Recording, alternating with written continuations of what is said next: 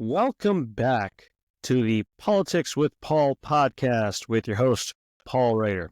So nice to see you all again. Well, I can't see you. You can see me, which is unfortunate for you. But in any case, let's talk about when party affiliations change. So we talked we talked a lot last time about party affiliations amongst the electorate, just a general view of that. But we're going to talk more specifically about cases of it changing, going a little bit deeper into that particular area. And this was mostly prompted by the fact that my home state, Florida, has had three I can count with my fingers, three notable changes in party affiliation in the past couple months following the 2024 general election. There were two state legislators, Susan Valdez and Hillary Cassell. They changed their affiliation from Democrat to Republican. And there was also a local official down in South Florida, Doral Councilwoman Maureen Porras, also changed from Democrat to Republican. Now, while you can point to these and several prominent instances where an elected official crossed the party aisle, it's still a pretty rare occurrence. Nevertheless, it does happen, of course.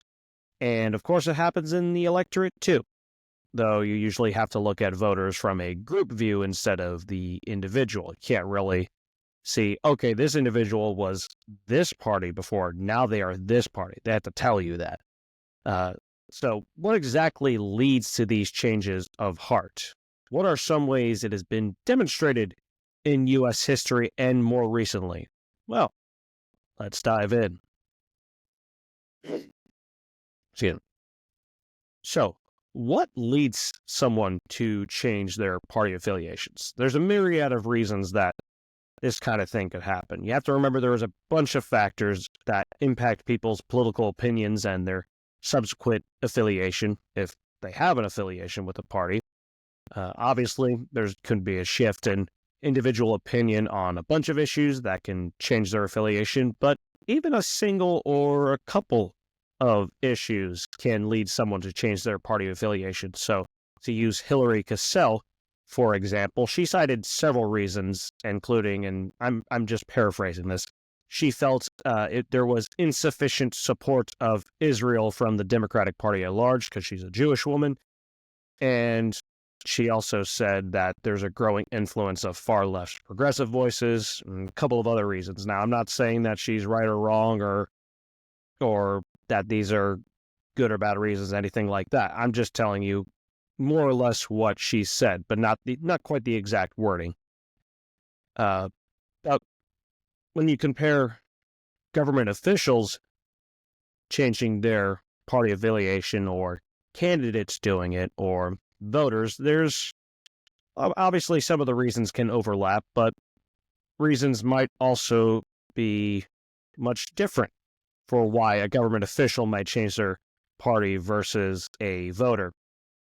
Officials and candidates can do so for political expediency, while a voter would not have to consider that reason. They're not running for office. They're not in office. So there's no real concept of, oh, this is going to benefit me politically, unless maybe they are part of an interest group. But for officials and candidates, some of the reasons they might do that might be they might have a better chance at winning an election with a different party label or as an independent. You see, I don't know if I'd say frequently, but every so often you'll see a person who's normally a Democrat or a Republican. They aren't able to win their party's primary, and they think, you know what, I'm going to run as an independent, or I'm going to run as a write-in candidate. So you might see them try to go that route, although they might just go right back to being a Democrat or a Republican, or maybe not.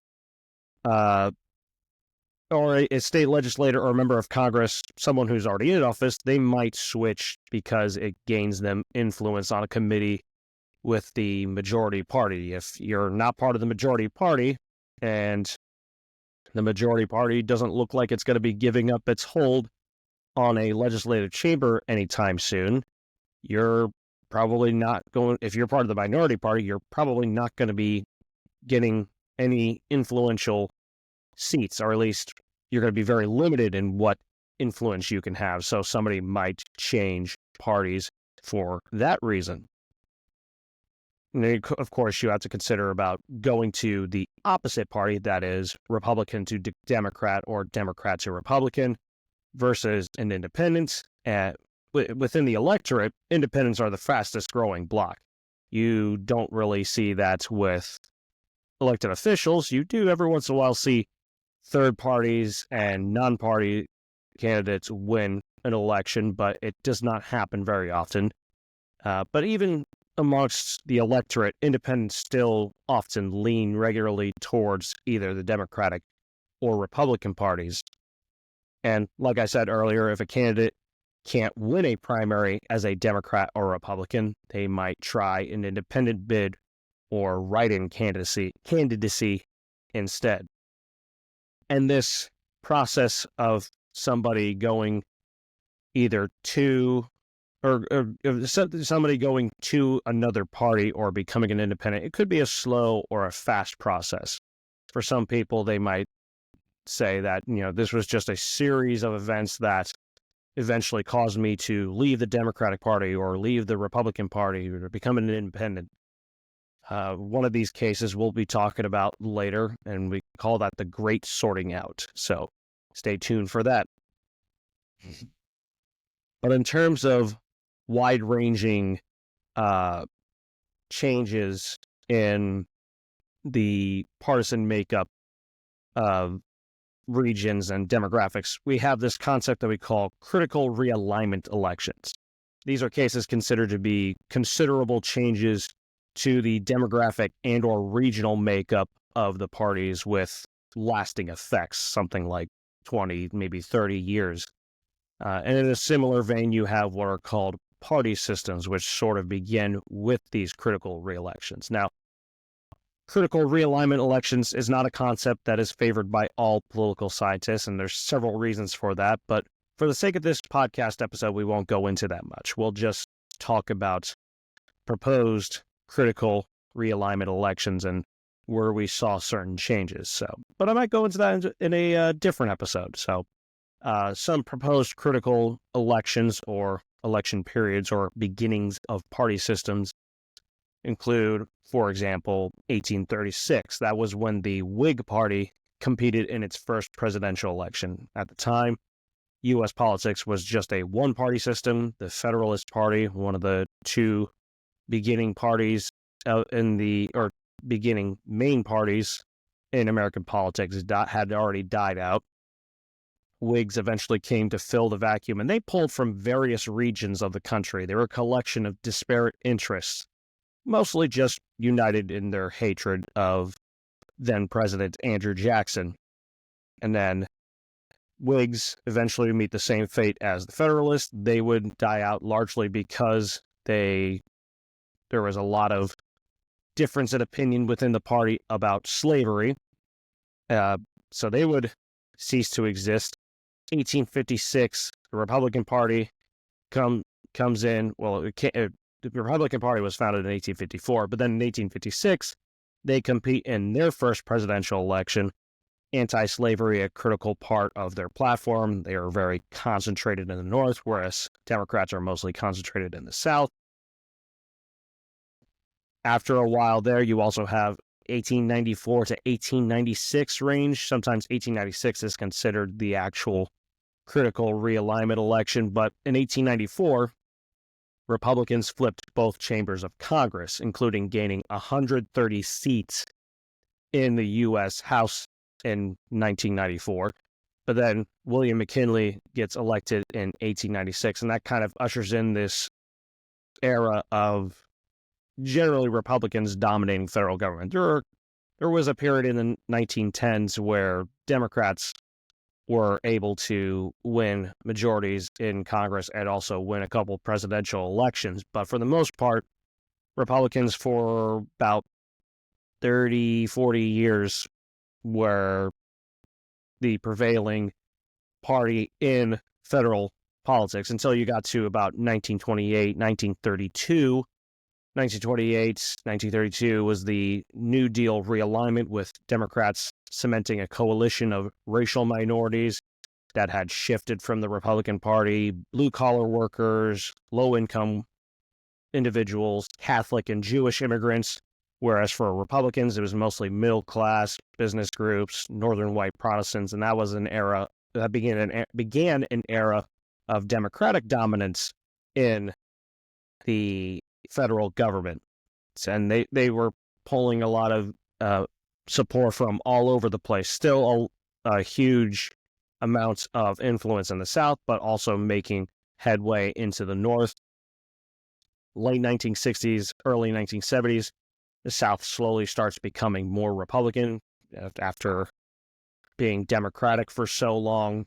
And some of it wasn't really quite cemented until the last 20, 30, 40 years. But the signs of the South becoming Republican were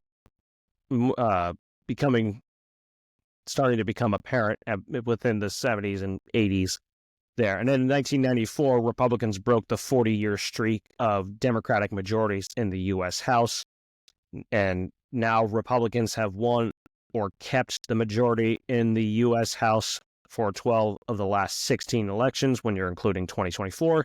And then for the U.S. Senate in 1994, they had also gained 9 seats and have won or kept the majority in that chamber 11 of the last 16 times. So just to give you an idea of times that party affiliation had changed, and where you saw some of the demographics that and regional areas where those partisan makeups had also changed. So a little bit more on the statistics on party affiliation changes. There's a difference between looking at demographic groups that have changed party affiliation versus specific individuals. Might sound obvious, but sometimes people assume that a change, they look at a change in individuals and kind of extrapolate that for our whole group, which you got to be really careful with. It's much easier to look at the changes in partisanship for a demographic group at a macro level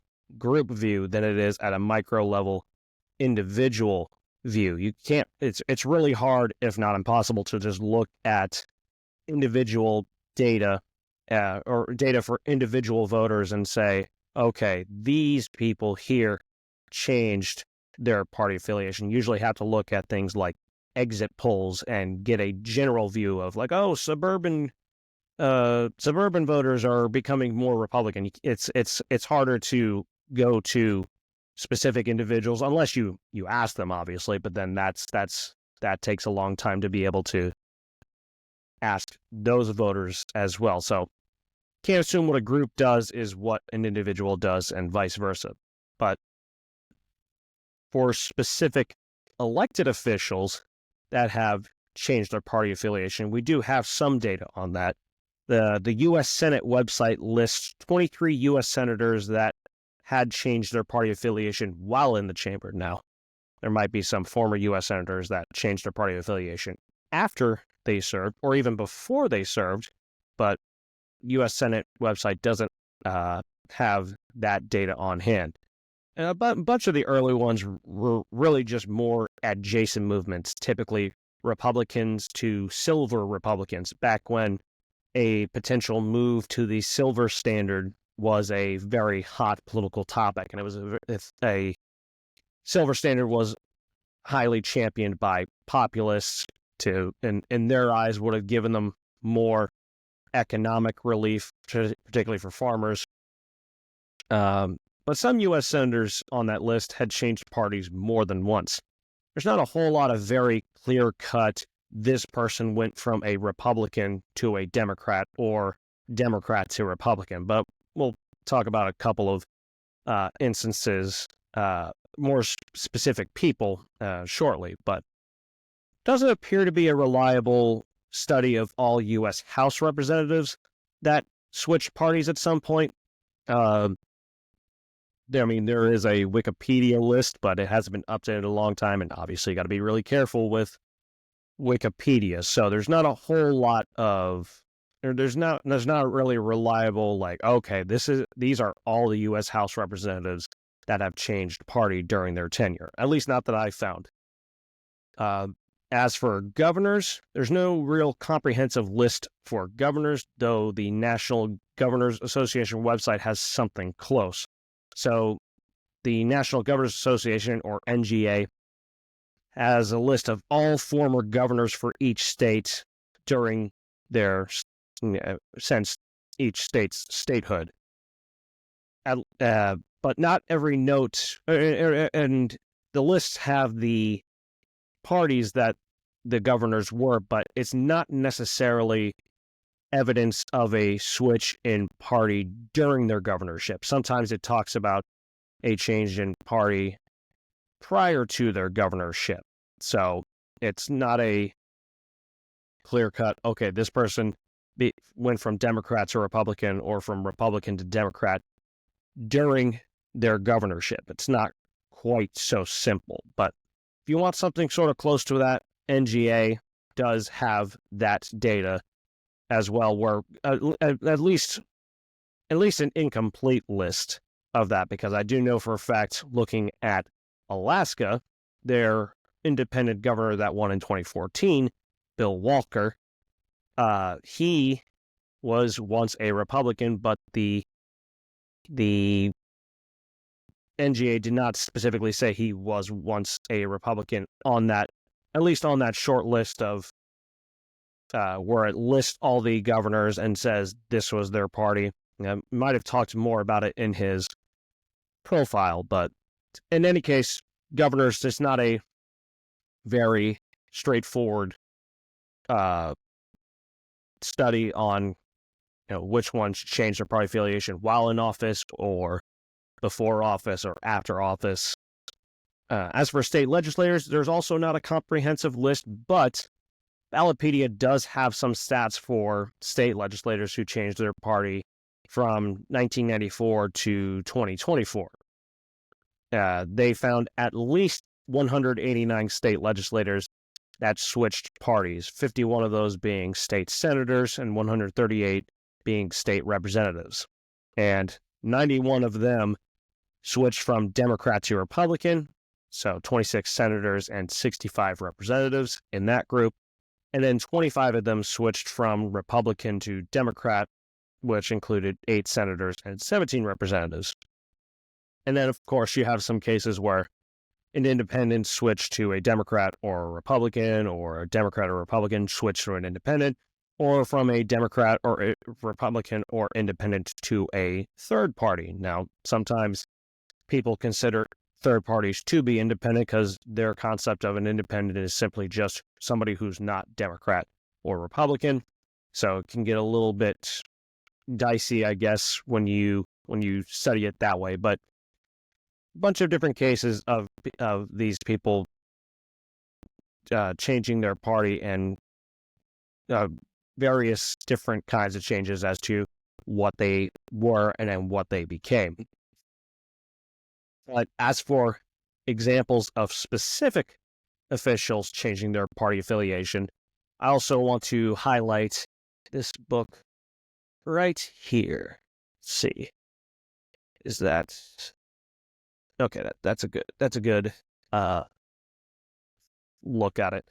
It is a book by Ronald Brownstein called "The Second Civil War." How extreme partisanship has paralyzed Washington and polarized America. Very good book, very highly informative, but it talks a bit about these periods of changing partisanship, and in particular, it talks about the Great Sorting Out, which I mentioned a bit earlier. And the Great Sorting Out, it talks about how more and more conservatives have moved towards the Republican Party, and more liberals have moved towards the Democratic Party. And in particular, it starts off with the story of Trent Lott and Ralph Neas Jr., who both slowly drifted away from the party of their youth to the other side of the aisle.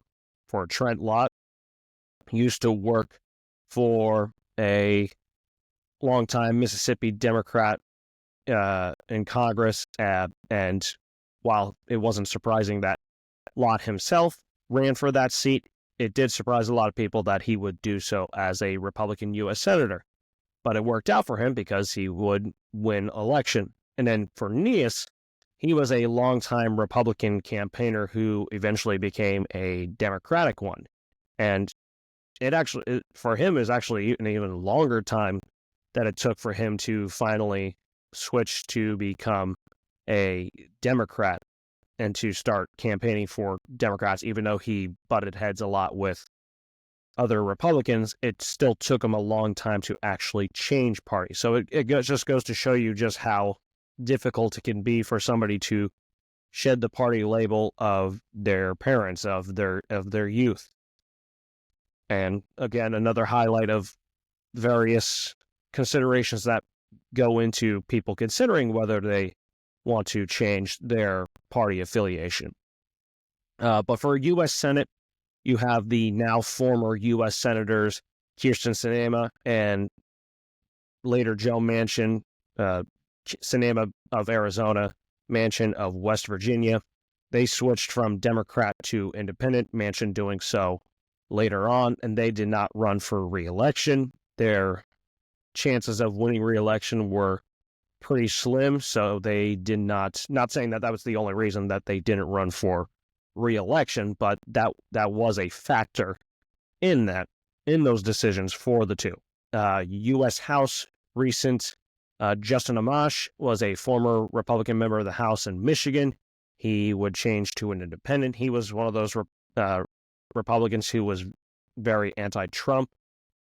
He would change to an independent, but didn't run for re-election in 2020. He would become a libertarian, then go back to the Republican Party and run unsuccessfully in the Republican primary for the U.S. Senate seat that was up this year, that was eventually won by Democrat Elissa Slotkin. And in New Jersey, which is an otherwise pretty Democratic state, Jeff Van Drew, New Jersey, first won in 2018, but in December 2019, he changed from a Democrat to a Republican.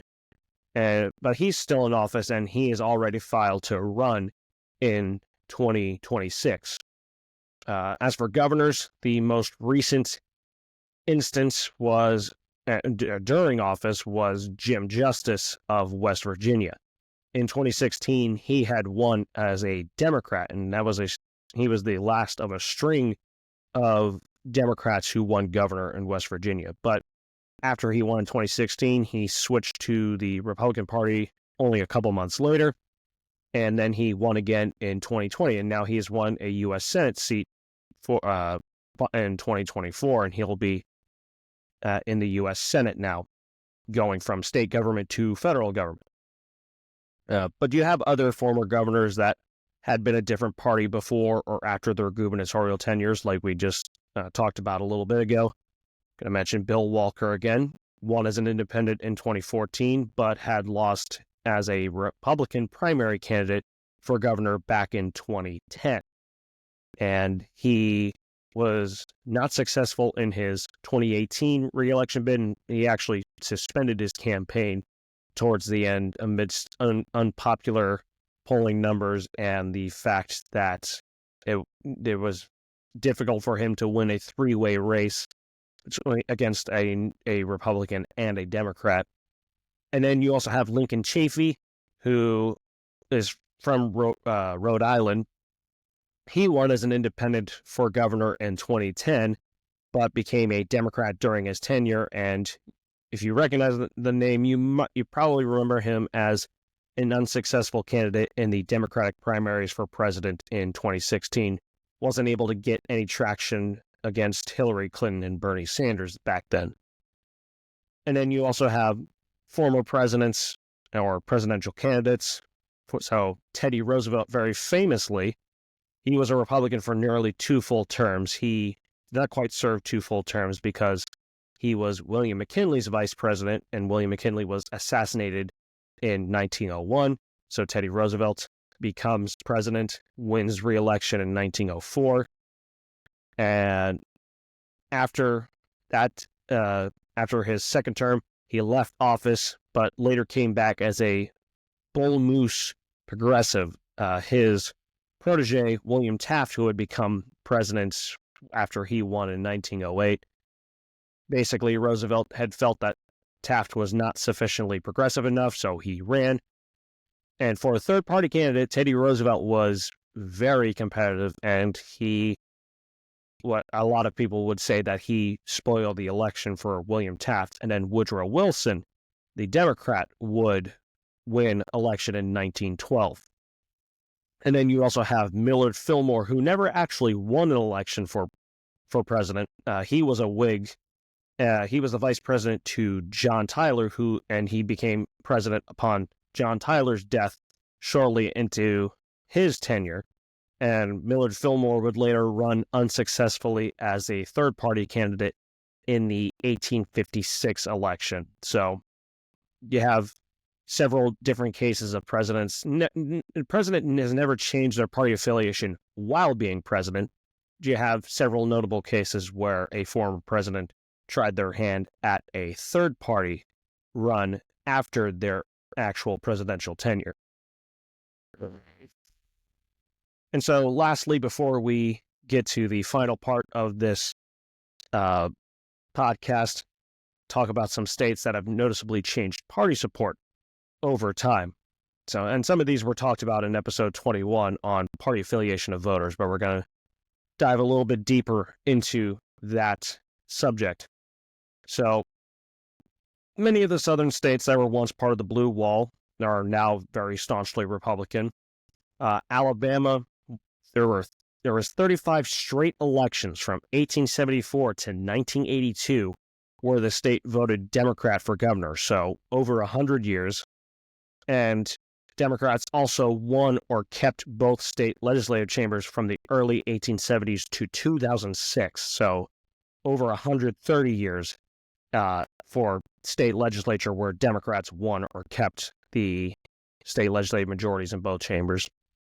Arkansas, 69 straight elections from 1874 to 2010 where Democrats won or kept both state legislative chamber majorities, and during that time won the vast majority of governorships. Florida, my home state government has been pretty Republican for quite some time now. It's been a Republican governor since the Republican candidates for governor have won each time since 1998. State legislature has been Republican majority since the mid-1990s, has become even more so. But interestingly, Republicans only overtook Democrats in voter registration in late 2021. But now there are over 1 million more Republican voters than there are Democrats, although independents are still a very fast-growing bloc in the states, growing faster than Republicans. They're just Republicans are the plurality. Then on the other hand, you have a few northern states that were once very Republican and that are now decidedly Democratic. Vermont, for example, had 61 straight elections from 1855 to 1960 where it voted Republican for governor. 69 straight elections from 1855 to 1974 where Republicans won or kept the state House majority, and then 73 straight elections from 1855 to 1982 where Republicans won or kept the state Senate. And kind of a funny thing about Vermont is from the movie White Christmas, which is a good movie, very sappy and sentimental, but I mean, it's the 1950s. But there's just a funny quote in there, or at least it's funny to me, looking back on it now, just to show you just how much Vermont has changed. But they're trying to help out, and in the two of the main characters used to serve in the military. Anyways, they were trying to help their former commanding officer who owns the inn to bring a whole bunch of business back there, and one of the character played by Danny Kaye says, maybe we could pick up or dig up a Democrat, which is funny to think about now because back then, in the 1950s, it was a very Republican state. Now it is quite Democratic, although it still voted Republican Phil Scott for governor the past 5 times. So it is possible to win as a Republican there, but still by and large a very Democratic state in how it votes for everything else. Massachusetts, 78 straight elections from 1856 to 1946, where Republicans won or kept a majority practically every single time. A couple of exceptions there, and voted Republican for governor vast majority of the time in that time frame as well. And Rhode Island, where 57 out of the 66 elections for governor from 1856 to 1930 were won by Republicans, and they also won state legislative majorities in both chambers the vast majority of that time as well. So it is pretty interesting to see. Obviously, it's been a long time since those days, but you still have some states that are only relatively recently have only relatively recently changed their party and which party is the most dominant in the state, particularly for some of the southern states. So just a fascinating time capsule in a sense to look at. But that's the end of today's episode, or at least of the main topic. So today we're going to do another random fact of the day. So we just had Inauguration Day the day before this episode. Donald Trump has now become president again. So why don't we talk about Inauguration Day? Did you know that January 20th wasn't always Inauguration Day for president? Inauguration Days, just in case anybody doesn't know, it's when elected officials are sworn into office and when they begin their terms. And it's not just for president, they call them inauguration days for other elected officials too. But usually when you talk about Inauguration Day, it's in reference to the president. But newly elected officials do not officially start their duties for the next term until they are sworn in.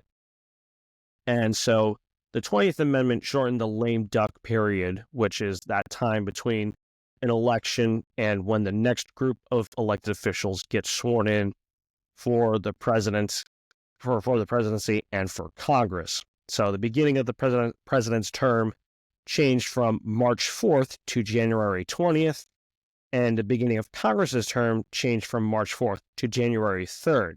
And they also created a backup procedure, just in case there was no president-elect that was defined. And how other offices handle the length between their elections and their swearing-in dates, it can vary widely depending on the office. For state legislators, at least, some states swear them in within only a day or two, or a week, or in December. Most states, though, have swearing-in dates for state legislators in January, somewhat similar to what Congress and president does. So lame duck period is now a lot shorter, and that was changed back in the 1930s. So that is going to do it for today's episode of the podcast. As always, thank you so much for listening and watching. Please like, comment, and subscribe, and share with your networks, your friends, anybody you know. Links in the show notes, or my Facebook, LinkedIn, Matchmaker FM profile if you want to have me as a guest on your podcast, or if you want to be a guest on my podcast. My book on Amazon, Why Independents Rarely Win Elections and How They Could Become More Competitive, fairly related to today's topic and several of the last, some of the most recent episodes of this podcast. And with that, I will talk to you next time. And until then, take care.